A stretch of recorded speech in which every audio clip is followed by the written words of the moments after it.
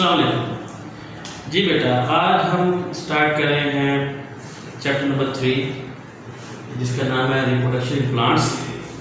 तो सबसे पहले हम ज़रा इस वर्ड को देखते हैं कि रिप्रोडक्शन का मतलब क्या है, ये वर्ड है क्या। तो ये वर्ड रिप्रोडक्शन है, ये रिप्रोडक्शन दोबारा पैदा करना। तो जानदारों के अंदर क्या होता है कि अपने जैसे जानदार मज़ीद पैदा करते हैं। तो ये जो प्रोसेस है, जो अपने जैसे जानदार पैदा करने का प्रोसेस है, इसको हम कहते हैं रिप्रोडक्शन। जैसे कि डेफिनेशन में है, reproduction is the process by which organisms produce more organism like themselves, कि अपने जैसे जानदार मज़ीद पैदा करते हैं। ठीक है, अब चूँकि हम रिप्रोडक्शन इन प्लांट्स को डिस्कस कर रहे हैं, हमारा चैप्टर यही है, तो प्लांट्स के अंदर जो रिप्रोडक्शन की जो मेथड्स हैं वो डिफरेंट। मेजरली दो मेथड्स हैं, सेक्सुअल रिप्रोडक्शन और एसेक्सुअल रिप्रोडक्शन। जो सेक्सुअल रिप्रोडक्शन होती है उसमें फ्यूजन ऑफ गैमीट्स होती है, मतलब मेल गैमीट्स जिसका नाम स्पर्म है और फीमेल गैमीट्स जिसका नाम एग है। इन दोनों की फ्यूजन होती है, उसके नतीजे में न्यू इंडिविजुअल पैदा होता है। जबकि जो एसेक्सुअल रिप्रोडक्शन है इसमें फ्यूजन ऑफ गैमीट्स नहीं होती, एक ही जानदार से मज़ीद और जानदार पैदा होती है। ठीक है, अब हमारा जो इस चैप्टर में पढ़ना है, हमने पढ़ना है कि फ्लावरिंग प्लांट्स के अंदर रिप्रोडक्शन कैसे होती है। तो फ्लावरिंग प्लांट्स के अंदर रिप्रोडक्शन करने के लिए उसका मेन पार्ट है वो है फ्लावर, जिसको हम कहते हैं इसका रिप्रोडक्टिव पार्ट। बाकी जो पार्ट्स हैं उसको हम कहते हैं नॉन रिप्रोडक्टिव पार्ट या वेजिटेटिव पार्ट। तो फ्लावर कैसे इवॉल्व होता है रिप्रोडक्शन के अंदर, उसके लिए हम पढ़ने के लिए हमें पहले फ्लावर के पार्ट्स को देखना पड़ेगा। तो फ्लावर के जो पार्ट्स हैं इसमें वो डंडी जिसके जरिए फूल जो है पौधे के साथ अटैच होता है, इसे कहते हैं पेडिसल। उसके बाद जब फूल अभी बर्ड कंडीशन में है, अभी वो खिला नहीं होता, तो जो सब्ज रंग की पत्तियों ने उसको कवर किया होता है, इसका नाम है सेपल्स। इसका काम क्या है कि जब तक फूल इमेच्योर है, अभी मैच्योर नहीं हुआ, ये इसको प्रोटेक्ट करती है। फिर जैसे फूल खिल जाता है हमें कलर ज़्यादा पत्तियाँ नजर आती हैं, जिसे हम कहते हैं पेटल्स।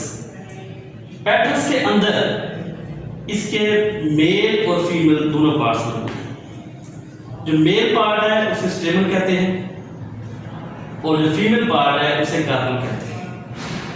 अब एक कार्पल और एक स्टेमन की क्या स्ट्रक्चर है वो हम ध्यान देखते हैं। एक जो कार्पल है उसके तीन पार्ट्स हैं। एक तो ये सब टिप वाला पार्ट, इसे कहेंगे स्टिग्मा, फिर ये नैरो पार्ट, इसे कहेंगे स्टाइल, और ये जो बेस है जो सोलर पार्ट है, इसे हम कहेंगे ओवरी। ओवरी के अंदर जो होता है ये ओव्यूल होता है। तो ओव्यूल वो जगह है जहां पर इसके फीमेल एग पैदा होते हैं। ठीक है, अब हम बात करते हैं मेल पार्ट। मेल पार्ट जो है वो स्टेमन। अब एक स्टेमन का अगर हम देखें तो इसके दो हिस्से हैं, एक है एंथर और एक है फिलामेंट। एंथर वो हिस्सा है जिसके अंदर पौधे के बनते हैं पोलन ग्रेन्स।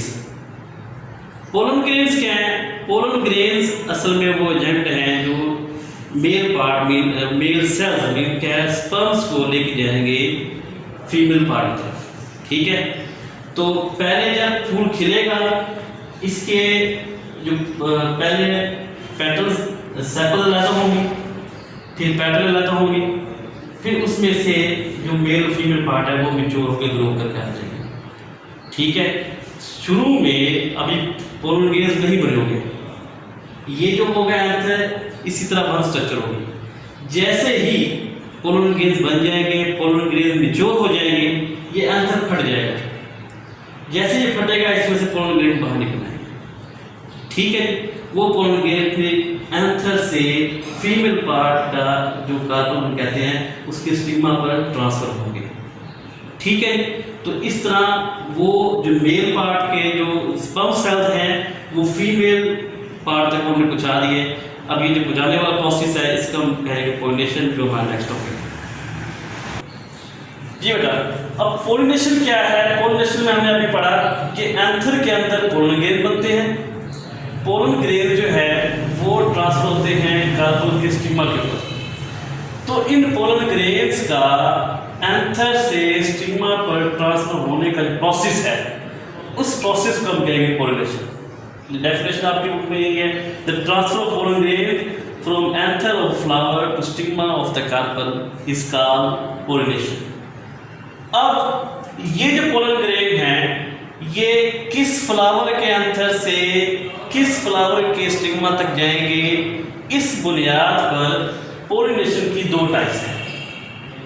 एक है सेल्फ पोलिनेशन और दूसरी टाइप है क्रॉस पोलिनेशन। सबसे पहले हम देखते हैं सेल्फ पोलिनेशन क्या है। सेल्फ पोलिनेशन में दो तरीके से होती है, या तो यूं हो कि एक पौधा है, उस पौधे का वो फूल है, उसी फूल का जो मेल पार्ट मतलब उसके एंथर से पोलन ग्रेन उसी फूल के कार्पल पर ट्रांसफर हो, तब भी हम कहेंगे ये सेल्फ पोलिनेशन है। या इसी पौधे के एक फूल से पोलन ग्रेन इसी पौधे के दूसरे फूल पर ट्रांसफर हो, तब भी हम कहेंगे कि ये क्या है, सेल्फ पोलिनेशन। ठीक है, सेल्फ पोलिनेशन की डेफिनेशन क्या होगी फिर, the transfer of pollen grain from the flower of same plant. ठीक है, मतलब एक ही प्लांट के फ्लावर के ऊपर या उसी प्लांट के दूसरे फ्लावर के ऊपर ट्रांसफर होते हैं। ठीक है, क्रॉस पोलिनेशन क्या है, क्रॉस पोलिनेशन ये है कि एक ही तरह का प्लांट है, मतलब प्लांट डिफरेंट टाइप की नहीं होगी, सेम स्पीशीज होगी, एक स्पीशीज मतलब उसी टाइप की स्पीशीज के ऊपर जो पोलन ग्रेन्स हैं वो जब ट्रांसफर होंगे एक ही पौधा जो उसके करीब है उसके कार्बन के ऊपर, तो इससे हम कहेंगे क्रॉस पोलिनेशन। ठीक है, क्रॉस पोलिनेशन में कुछ से हालात है, सिचुएशन है, कैसे कि क्रॉस पोलिनेशन होने के लिए ज़रूरी है कि वो दोनों पौधे जहाँ से पोलन ग्रेन आ रहे हैं और जहाँ पोलन ग्रेन ट्रांसफर हो रहे हैं, इन दोनों पौधों का एक ही वक्त में होना जरूरी है। ठीक है, ये ना हो कि एक पैदा होगा हुआ दूसरा भी नहीं होगा तो वो फिर हवा में रहेगा, ऐसे दोनों पौधे एक ही सीजन में होंगे। दूसरा, उन पौधों के दरमियान जो डिस्टेंस है वो कम से कम वो एक से करीब हो। ठीक है, अब अगली बात कि ये पोलन ग्रेन्स ट्रांसफर कैसे होते हैं, तो उसके एजेंट्स हैं, वो हवा के जरिए भी हो सकते हैं, वो इंसेक्ट्स के जरिए भी हो सकते हैं, वो पानी के जरिए भी हो सकते हैं, वो हमारा नेक्स्ट टॉपिक है। ठीक है, फिर अगर हम इन दोनों को कंपेयर करें, किसको, सेल्फ को और क्रॉस पोलिनेशन को, तो इन दोनों में से बेहतर कौन सी है, वो क्रॉस पोलिनेशन होती है, क्योंकि दो तरह के कैरेक्टर्स इसमें मिक्स होते हैं, दो तरह के डीएनए इसमें मिक्स होगा, तो इस तरह जो नेक्स्ट जनरेशन जो पैदा होगी वो ज़्यादा स्ट्रॉन्गर होगी बनस्बत सेल्फ पोलिनेशन की। अब इन्होंने कुछ अपने अंदर स्पेशल फीचर पैदा किए होते हैं क्रॉस पोलिनेशन वालों ने, जिसके ज़रिए इनमें क्रॉस पोलिनेशन ज़्यादा बेहतर होती है, फेवर हो सकती है। अब वो क्या है, इनके जो पैटर्न्स हैं वो कलर्ड होती है, कलर्ड पैटर्न्स की वजह से जो इंसेक्ट्स हैं या एनिमल्स हैं वो इसकी तरफ अट्रैक्ट होते हैं, और इनके जो स्टिग्मा है वो लॉन्ग होते हैं, स्टिकी होते हैं, ताकि पोलन ग्रेन्स के साथ जाकर चिपक जाएं। लॉन्ग होने से ये होगा कि सारे से चिपक जाएंगे, और ये इंसेक्ट्स को अपनी तरफ अट्रैक्ट करने के लिए नेक्टर पैदा करते हैं या फ्रेगरेंस पैदा करते हैं। जानवर हैं, ये इंसेक्ट्स हैं, वो फ्रेगरेंस को जब स्मेल करते हैं तो वो फूलों की तरफ अट्रैक्ट होते हैं, वो जब फूलों के पास जाते हैं तो उनके जिस्मों से ये पोलन ग्रेन अटैच हो जाते हैं, तो अटैच हो जाने के बाद वो नेक्स्ट ट्रांसफर हो जाते हैं। तो ये सारे प्रोसेस है, ये क्या है, क्रॉस पोलिनेशन। ठीक है, नेक्स्ट टॉपिक हम बाद में देखेंगे।